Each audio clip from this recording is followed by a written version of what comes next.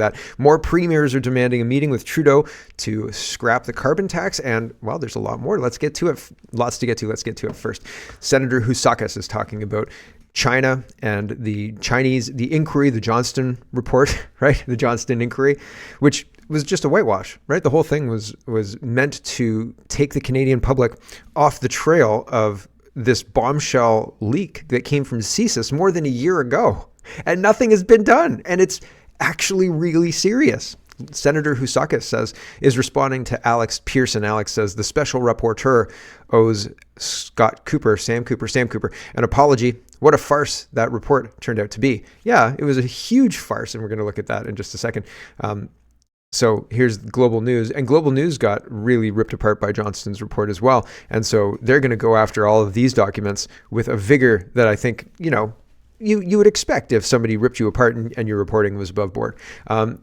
Senator Housakas says the Canadian people need an apology too. I would agree, and I would say more than an apology. I would say there needs to be jail time. There should be accountability for the people who have lied, the people who have used their position to further a foreign state actor's request in Canada, right? There should be consequences for that. I'm pretty sure that's in the criminal code. I'm pretty sure that you're not allowed to do that, right? Sam Cooper, not Scott Cooper, says this is quite interesting. Stephen is talking about the Privy Council, and he says, oh, that's not it. He says Privy Council office is being cross-examined on why it asked Facebook to take down the Buffalo Chronicle disinformation on Justin Trudeau during the 2019 campaign on grounds it, quote, risked threatening the integrity of the election, but then said WeChat misinformation on Conservatives was different because it was written in Mandarin, which meant that the content would likely only reach Chinese diaspora readers.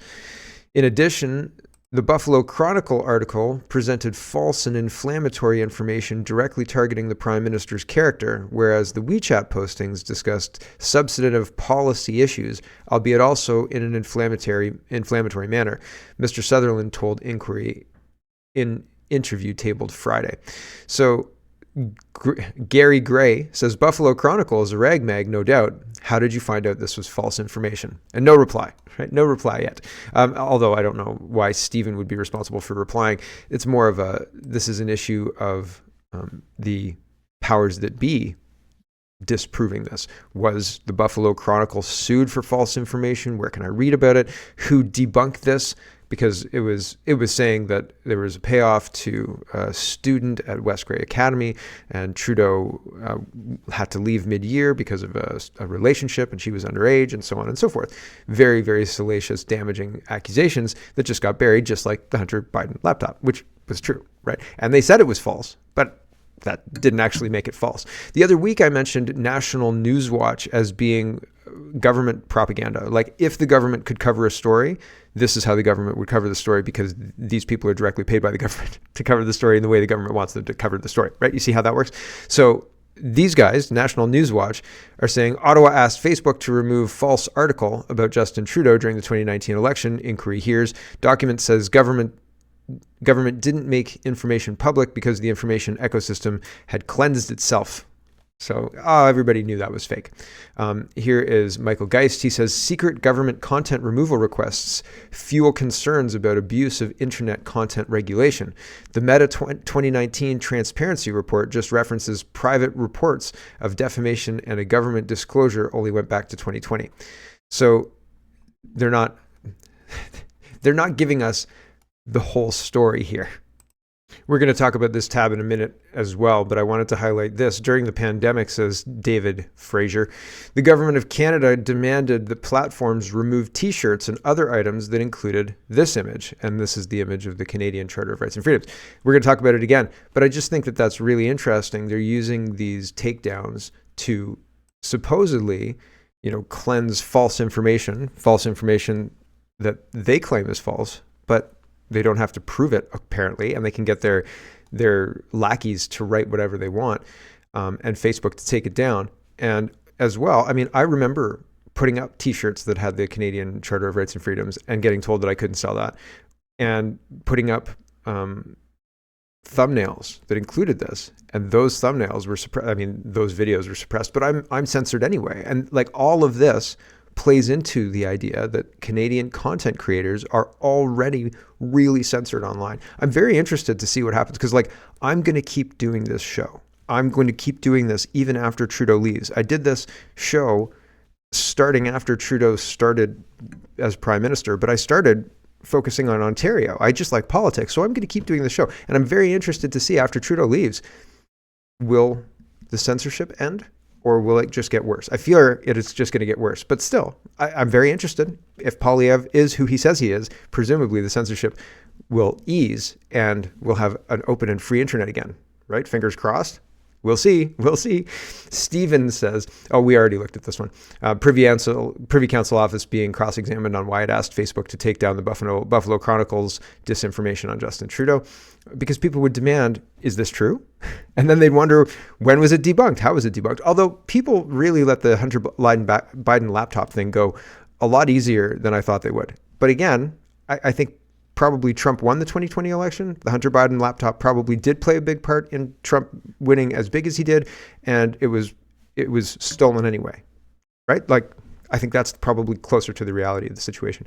Dan Albus says, little doubt, presently the outcome Trudeau was hoping for. Had Johnson's recommendations been accepted from the Johnston Inquiry, right into the Chinese interference, a trove of national security documents that were released this week by Foreign Interference Commission would have never seen the light of day. So the Johnston Commission, if it had had its way, would have been the end of the investigation into China, and everybody would have just moved on and forgotten about it, right? CTV News is reporting, panel considers public warning about interference in the 2021 election, inquiry hears. So 2021 and 2019, they had solid intel that there was interference in the election, and they didn't sound the alarm, even though that was the whole job of the little agency thing that they had. Weird, right? A panel of top bureaucrats considering warning the public about a possible foreign interference in the last general election, but ultimately decided against it. A senior official testified at a federal inquiry Friday. That decision was made in part because a potential misinformation campaign was likely only to reach the Chinese diaspora, said Alan Sutherland, who works in the Privy Council office as an assistant secretary to the cabinet. Sutherland prepared the agenda and sat on the meetings of the so-called Panel of Five, which was responsible for issuing a public warning if they believed an incident or an accumulation of incidents threatened Canada's ability to have a free and fair election. There were no such announcements in 2021, or concerning the 2019 election. Even so, that's a weird sentence, but it means neither the 2019 election or the 2021 election had an announcement like that. And now we're in 2024, locked under these terrible policies with a prime minister we can't seem to get rid of. And they're saying, oh yeah, maybe there was interference. But they always say, don't worry, it didn't change the outcome, which bullshit. Excuse my French. Even so, back to the article, allegations of foreign interference in those ballots suggestions fueled by anonymous leaks to the media from CSIS, which they omit, led to the chorus of calls for the public inquiry now underway. The commission is expected to release its interim findings by May 3rd and a full report by the end of the year. The end of the year, right between Christmas and New Year's, right? Like Friday night news drops? Yes, please. The Panel of Five. If I were to have my druthers, if I was in charge of this inquiry and wanted to get to the bottom of it, I think I'd have the report due November 10th. Right? And with a public reading November 13th, 14th, 15th, questions the following week type deal. Like, let's get to the bottom of this for real. Not bury it at the end of the year, right at New Year's, right at Christmas, right? Because that report's going in the trash, right? Like, nobody's going to hear about that unless you watch the show, because I'll report on it. The Panel of Five was comprised of the clerk of the Privy Council, the National Security Advisor, the Deputy Attorney General, and the Deputy Ministers of Public Safety and Foreign Affairs. So the usual crowd, right? The people who are most damaging our country via government. Panel members learned of concerns about information circulating on social media app WeChat in Mandarin during the 2021 campaign. The Conservative Party flagged a possible misinformation campaign regarding the party's platform and attitudes towards China. Former Conservative leader Aaron O'Toole told the inquiry earlier this week he believes it may have cost the party as many as 9 seats. And there's more about that as well. He said that he thought that it cost him his leadership, and there was all sorts of things happening. But fundamentally, I think Aaron O'Toole is playing into the idea that China interferes as much in conservative politics as liberal politics. I do think that there is a weakness in Canadian politics with regards to leadership races of the parties and how leaders are chosen in parties. It leaves it open to a lot of foreign interference potentially, and or external interference. And that's a really easy vector to take control of a party and then run a country, right? And what can you do? What kind of damage can you do if you get control of a country and you can run it into the ground? Well, look at the last couple of years. Like that's a good example, just for starters. So I think this is of how much damage you could do. Sorry about that. Sheila Gunn Reed says members of the site TF explained that they knew they had determined foreign meddling to have taken place in the 2019 election. Seems to me like everyone knew except the people being targeted. I ran in the 2019 election. I wonder if I have any kind of pushback or any kind of anything to, I don't know, reparations to make me whole for, participating in a rigged election. I don't know. Here is a little bit of this. It's a minute 18. I didn't find it dense, but I drifted away when I was listening to it. So we'll listen until it stops making sense to listen. Here we go. So I think this is the same passage that we were looking at from page 13, but just placed as a summary here. So let's make sure we're on the same page here. It's the passage just above the longer redaction that says, however, Site TF did observe foreign interference activities targeting certain ridings and candidates in relation to the election, directed largely from China, lesser extent India and Pakistan.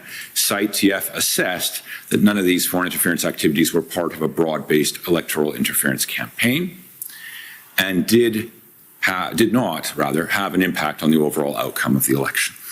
So I wanted to ask you about that. And of course, I've heard what Ms. Dobner has just said about the overall outcome. So to clarify, even though this sentence says that Site TF assessed certain things and goes on about the overall impact is not a site assessment. Have I understood you correctly? That's correct. It wasn't within the purview of site task force to opine on the impact of what we were seeing. That was the role of the panel of 5. Okay, so this is dated August 2020, if I recall. So we know by then what the panel of 5 has determined, and this is reflecting that. Correct. Thank you very much. So the site people didn't do the assessment. The assessment of whether it impacted was supposed to be left to the panel of 5, the insiders that I just told you about, the deputy ministers of, who did we go through? All of the insiders, all of the people who are currently kind of doing the damage, those are the insiders who are making the decision on whether or not to tell people if we are indeed at risk of being influenced by foreign interference, right? And they didn't ring any alarm bells. It's almost akin to Morneau finding out that we gifted him vacations and that was improper, so he paid it back on the day it went public and then he quit, right? Like, it seems very suspect. He knew and he got caught, and when he got caught, he admitted guilt and said, all right, I'm out, see you later, right? So it's just interesting, very, very interesting stuff. And these guys, it seems like we're at the they got caught part. And lately, I mean, ministers in Trudeau's government just ignore it and carry on, right? And then they say, it's for your safety, comrade, or whatever. It's quite interesting. Eva says, reminder that under the CSIS Act, one of the threats to national security is foreign influenced activities within or relating to Canada that are detrimental to the interests of Canada and are clandestine or deceptive or involve a threat to any person. Now compare the CSIS memo. China sought to clandestinely and deceptively influence Canada's 2021 federal election. Right? Why do you think they're just ignoring this? Now, this is interesting. This is Britain. And so Historic Vid says representatives from China was invited on a UK news show. Watch what happens next. Like, this is Historic Vids. But I just thought, do you think that this sounds benign? Do you think that this sounds like do you think that the way China positions itself within this conversation, and it's not very long, is benign and outreaching a hand of friendship? Or do you think it sounds like something else? I think it sounds like something else. And it doesn't start out sounding like that. But by the middle of it, I was like, wow, like he's really, wow. Here we go. Are you a competitor? Are you an ally? Are you a threat? How would you regard your relationship with Britain? First of all, between China and Britain, from the Chinese perspective, Britain is not a rival, is not a competitor, it is not an enemy, is not an adversary. Britain is just an important country to get along with in peace and in friendship and for mutual benefit. Now, how Britain looks at China, it's up to the British government and people to decide. But I think it would be completely misguided for Britain to view China as an enemy or adversary or a competitor. What do China and Britain compete with? China is the largest manufacturer of automobiles. Competing with Britain? No. China is the largest exporter of EV cars and will lead the whole world in EV production. Is Britain a competitor? No. China will be the biggest and most important producer and R&D in terms of semiconductor in no time. Does that mean that China competes with Britain? No. China will be the leading nation in AI revolution. Is Britain a competitor? No. So I think British government should not overestimate its impact on the global scene and view Britain as a rival of China. China is not. China is a fact. China is a megatrend for Britain to live with and get along with. Let's make peace rather than agitating for war. So, China is going to dominate energy, AI, semiconductors, and everything else. China is a megatrend, and Of semiconductor. they're the most important in everything. Are they competing with Britain and by proxy the West? No, you just have to learn to live with them in peace. Don't make war. Yes, sir. Right? It's the tone changed a whole lot, and it wasn't like we could share technology and build semiconductors and solar panels together. It was like, you better get used to China because we're a fact megatrend that you have to get used to and live with in peace. So that seems weird. It seems aggressive, right? If people tell you who they are, maybe we should pay attention and believe them. David again, and we just looked at this. Michael Geist is talking about the secret government censorship and the removals requests, and I think that there's a lot of analogies between China and their control over the internet and what's happening in Canada, establishing that style, of control over the internet. And so we already looked at this, but I thought it was more important where we looked at it. Here's Rowan Atkinson and the Babylon Bee guys. They're both talking about the importance of free speech. They're both talking about how when you're in a society that doesn't have free speech, you may as well be a prisoner. You're not participating in the society. You can't do anything within the society to change course or anything to that effect. Speech is regulated, but if speech is regulated, in a society, in a free society, in a really free society, you're able to express yourself and help to shape the future through your speech. And that's instead of violence, right? Speech is preferable to violence, right? But if speech is cut off, then people turn to violence. And that's another reason that we should fully embrace free speech rather than Chinese-style censorship. Now, if you have a torture device that can unperson somebody and make it very difficult for them to live, then you can stave off the violence because people become disaffected and unable to survive. But once there are enough people, Demolition Man comes to mind, once there are enough people who are in that category, they're going to establish their own society. And then pretty soon the Morlocks come up and they take out those soft people who have just never questioned the government.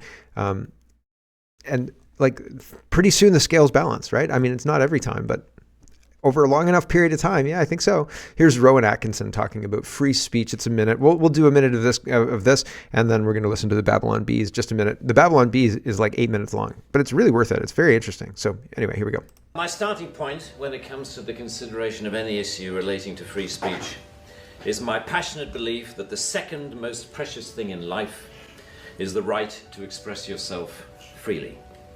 The most precious thing in life, I think, is food in your mouth. And the third most precious is a roof over your head. The clear problem with the outlawing of insult is that too many things can be interpreted as such. Criticism is easily construed as insult by certain parties. Ridicule easily construed as insult. Sarcasm, unfavourable comparison, merely stating an alternative point of view to the orthodoxy can be interpreted as insult. And because so many things can be interpreted as insult, it is hardly surprising that so many things have been. The best way to increase society's resistance to insulting or offensive speech is to allow a lot more of it. Yes, allow a lot more of it, tolerate a lot more of it. I think that we had a good balance. There was a time where you could express yourself, and people who disagreed politically or even were diametrically opposed on the political scale, you could have a conversation. You could even sit down and have a coffee with them, and agree to disagree. Say, oh, well, I guess you vote for who you want and I'll vote for the winner, or whatever, right? And it's a matter of the polarization, and the polarization is leading to people claiming victimhood, and the people claiming victimhood demanding censorship of the people speaking truth. And that's just something. Here is, I'm gonna choose a specific minute. I was listening to this earlier. Hold on. Okay, so the beginning of this is pretty good. You should watch it, but we'll start at 4 minutes. Up to this point, he's told the story of the tweet that got them banned from Twitter, and this is Elon Musk getting in touch with them after that happens, and them talking about the impact of the Babylon Bee being banned. Here we go. We'd given up. I actually found their wishing we'd show weakness motivational. It made me want to double down. I mean, what could be more fun than disappointing a bunch of leftists? A couple of days later, we got a call from Elon Musk. He wanted to know if we'd actually been suspended. And we explained that we were locked out and had to delete a tweet in order to get our account back. He asked us why that was a problem for us, so we gave our reasons, and he respected them. Then he pauses for a moment and he says, maybe I just need to buy Twitter. We thought he was kidding. Apparently, he wasn't. But Musk understands the dangers of censorship. He knows that the freedom to argue and tell jokes is necessary, not just for the entertainment value, but because bad ideas need to be challenged.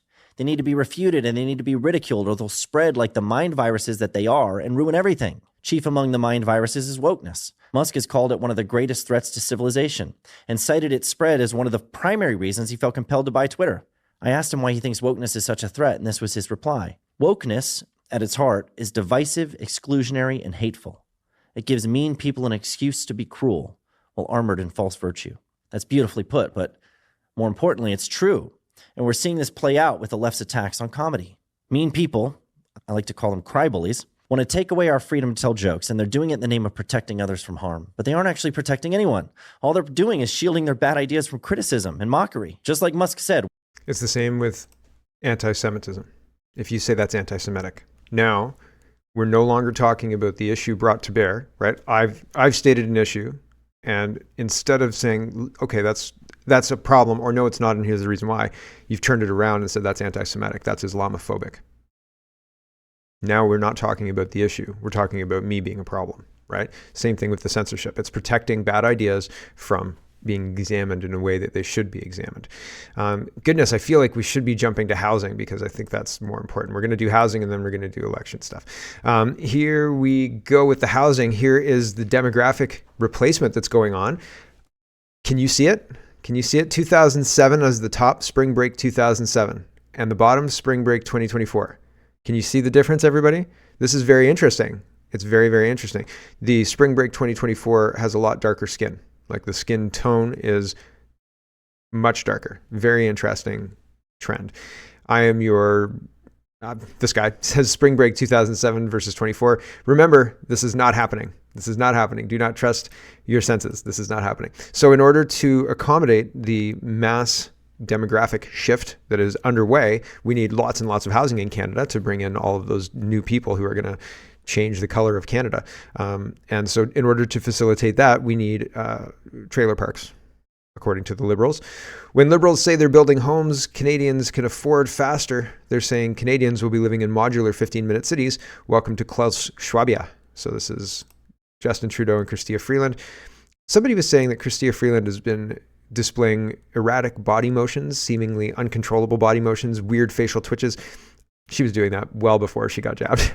I mean, I've seen her in 2018, 19, all the same facial twitches, all the same weirdness. She sniffed microphones then too. It was weird then, it's weird now. Here we go. This is worse than the beeps in the bleeps.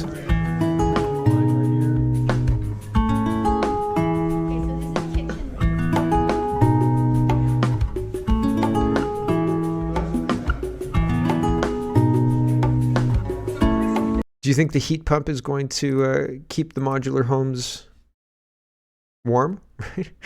What's the R value on the on those walls, eh? I don't know, man. R value is the insulation value, I think. So I don't think that modular homes are going to be the cure-all that these liberals think that it's going to be. The house looks really nice for now, I guess, right? Like it's got lighting and it's got a thermostat and the walls are there and there's windows and all the rest of it. And if you're building a house like that in a factory, like prefab modular home construction is a viable way to build a house, I guess. I'm just concerned that Canadian winters aren't being taken into account in favor of low cost or cost cutting, right? And then, well, you just leave whatever running. Like just leave your heat pump on, man. Right. Here is Friends of Science, and they ask, here's a question. Is there a material supply chain in place for these great expectations? Canada normally builds about 250,000 homes per year. Feds plan to build 5.8 million in 6 years.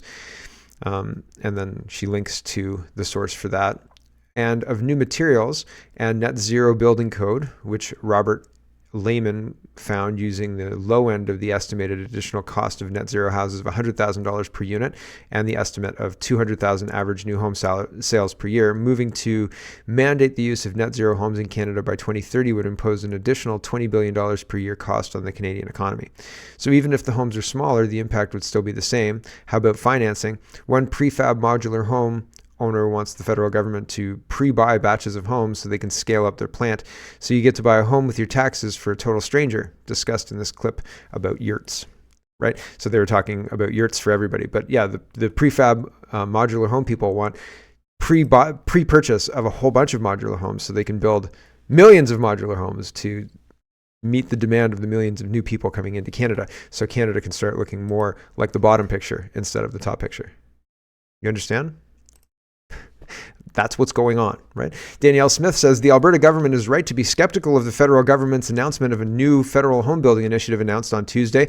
The initiative is yet another invasion of provincial jurisdiction by the Trudeau Liberals. More importantly, Ottawa's plan is likely to make housing scarcer and less affordable rather than the other way around. That's Lauren Gunter in the Edmonton Sun via Danielle Smith. Here's the article if you're interested in reading that. Link is in the description. Pierre Polyev says, enough blaming the world for Trudeau doubling housing costs. Housing costs have worsened more in Canada than in any other G7 country during Trudeau's 8 years. So Canada has seen a doubling of the house prices, and that's not great. Not great at all, especially now when the interest rates are so high that it's very difficult to sell your house for that much money. Lee Humphreys is responding to Justin Trudeau. Justin Trudeau already announced this, and this is 16 hours ago. However, he's announcing it again because, housing and optics, they're not really good they have almost an unlimited ad budget, and they can impose their will on newspapers and radio stations, television stations. Here's ads, here's all the money you want, blah, blah, blah. But they're really bad at communicating, right? They're really bad at communicating, and that's really something to note. Justin Trudeau tweets this. When the end of World War II brought on a housing crunch decades ago, Canada created a catalog of homes that could be constructed quickly. It worked. Now, faced with a housing crisis again, we bring that post-war catalog back with a new set of modern blueprints. They made this announcement months ago. Sean Fraser made this announcement, and it was widely panned. Everybody said the conditions are different, really different from then to now. So the conditions are different, and that's not a solution for this problem. Side of a Bench says, think about what Trudeau just wrote. He's comparing post-World War II Canada to present-day Canada. Oh, hold on. This is not the one I thought it was. This is the one I thought it was. The end of World War II, which your father boycotted, resulted in an economic boom. Vets came home, and their lives that were on hold were now going forward. Some went to school, some started families. A housing crisis, it was all demand. So people came home and built the houses and then built the suburbs that I grew up in, basically. And so that was not the same thing as now, basically, is what is being said by everybody. And you, Justin Trudeau, already rolled this policy out, and it's dumb. It's just dumb. Brittany is upset. She says it's not right for foreigners who have come here and bring their entire families to use the system, not for the takers in our society. The Globe and Mail says it's time for Canadians to have the right to a family doctor. Oh, just like they have the right to housing, here's a tent. Give me a break. I think that it is very interesting where Canada's talking about rights. I think that we have a right to a closed border. We have a right to a sane immigration system. We have a right to remove politicians who are damaging our country. We have a right to jail them as well. We have a right to governance that we control, not some unelected WEF, WHO, United Nations body somewhere in the world. That we have a right to that. Like, I don't think that I want to talk about rights to housing or rights to anything else. The Globe and Mail or who is it? Yeah, the Globe and Mail thinks that I have a right to a family doctor. I have a right to good governance, and I have a responsibility to make that happen. And you can have a right to something, but it doesn't, like, your outcome depends on you, right? Like, if you want to learn to play the piano, I can't do that practice for you, right? If you want to have a right to have a family doctor, that's great, but it doesn't get you a family doctor. You have to pick up the phone and get the family doctor. Like, even if you have the right to a family doctor, if you have the right to housing, it doesn't mean you just lay there like a lump and somebody builds a house around you. Like, you have to engage in life, right? Your outcome depends on you. And our society is deciding that outcome is something that the government is responsible for. And if the outcome is bad, it's because I'm racist. Like, it's ridiculous. It's absolutely ridiculous. Doc is talking about foreigners, is talking about Brittany's complaint. And he says, it may surprise you, but refugees get a family doctor as soon as they step foot on Canadian soil. They still come to the ER and to demand tests and prescriptions that they never get in their home country. And they take the time to complain about the service. So that's interesting, don't you think? Right? The people who are coming into Canada are taken care of medically. The people who are invading Canada are being handed services that Canadian citizens don't have access to. That's interesting. I think that we have a right to good governance. Tom Mazzaro interviewed, I can't remember this guy's name, Michael Yon, and I saw him interviewed on Jordan Peterson. I thought he was interesting. He's advocating for saying, they're not migrants, they're not refugees, we're being invaded, basically. That's the short version. But he's talking about the United States. I'm only about 10 minutes in. This is on CanadaReport.co if you're interested in watching on the Things I'm Watching tab, or under the Things I'm Watching tab. It's interesting. And I think that we are being invaded. And I think that I'm not the only one who thinks that. And at what point will it be enough for people? Like, people are, as I was saying yesterday, there's a clear and present danger to people who are in homes now and people who have kids who are going to be moving out soon. And they see the danger of not being able to ever afford anything. And when will enough people be impacted that there will be a breaking point? Or will there not be? Like, will it just be cycled into, here's your modular home, here's an apartment building where the rent is $1,000 instead of $4,000, be happy, right? Like, yeah, maybe. Do you think that we'll go in that direction? It could be. If Polyev comes in and actually ties the number of people coming in to the number of people we can serve and house and is honest about it, which none of those things are foregone conclusions, by the way. I'm just saying if. Then maybe we could get to a situation where housing regulates at a kind of reasonable level. Maybe, right? Maybe. But also, the market just proved we can bear $3,500 rents, right? So also, right, people are greedy, so could balance, it might not. But if all of that happens, is that a win condition? Is that fixed? Like, okay, done? I think we're still being invaded. Depends on what level Polyev puts the immigration. 125,000, 300,000, 50,000, 10,000, right? Like, should probably be closer to 10,000 or under. So we'll see. Hello, everyone. Thanks very much for watching. This is just a short version of a longer show. If you'd like to get the whole show, you can go over to CanadaPoly.com and sign up for a subscription. Just look in the drop-down tab for Shop and Donate and look for subscriptions, and you'll get immediate access to the full show. Love to see you. Thanks for watching, everybody. Have a wonderful, wonderful day.